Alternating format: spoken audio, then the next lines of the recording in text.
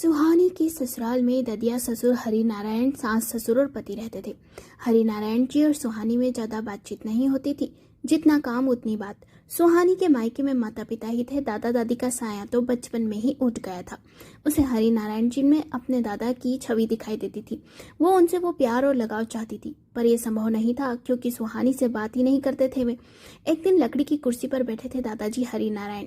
सफेद दाढ़ी, झुर्रियों से भरा हुआ चेहरा, आंखों में अनगिनत यादें। उनकी गोद में पड़ा था एक टूटा फूटा पुराना रेडियो, वही रेडियो जो उनकी जवानी के दिनों से उनके साथ था।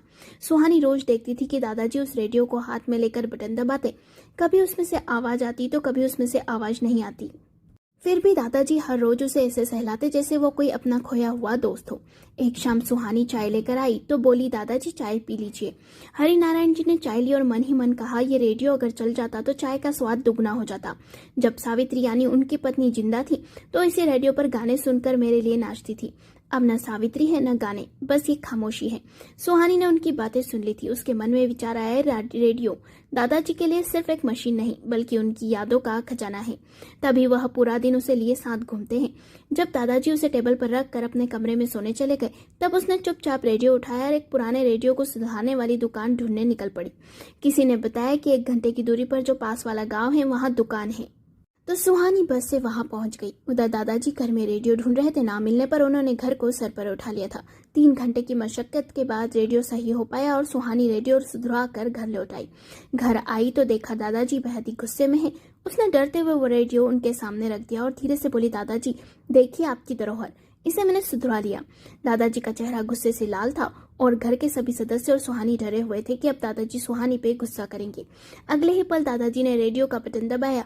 तुरंत पुराने गाने की मधुर धुन बजने लगी, ये शाम मस्तानी, जिसे सुन दादाजी का चेहरा खिल उठा। उनकी आंखों से आंसू बह निकले। उन्होंने कांपते हाथों से रेडियो को उठाया और बोले, बिटिया तूने तो मेरी जवानी लौटा दी। ऐसा लगा जैसे तेरी दादी फिर से मेरे पास बैठी हो, पर तू मुझे बता के ले जाती रेडियो। सुहानी ने मुस्कुराते हुए कहा, मैं सरप्राइज देना चाहती थी आपको, मुझे माफ कर देना, मेरी वजह से आपको परेशानी हुई। हरिनारायण जी ने कहा, इस बूढ़े का घर में किसी ने ख्याल नहीं किया।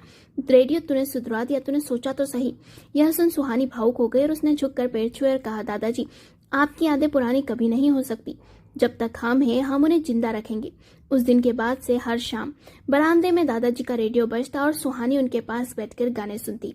धीरे धीरे उनका रिश्ता केवल ददिया ससुर और बहू का न रहकर दादा और पोती जैसा बन गया। कभी कभी बुजुर्गों के लिए कोई पुरानी चीज जैसे रेडियो, तस्वीरें, किताब पूरी जिंदगी की यादें समेटे होती है। अगर हम उनकी छोटी सी चाहत पूरी कर दें तो उनके दिल को ऐसा सुकून मिलता है जो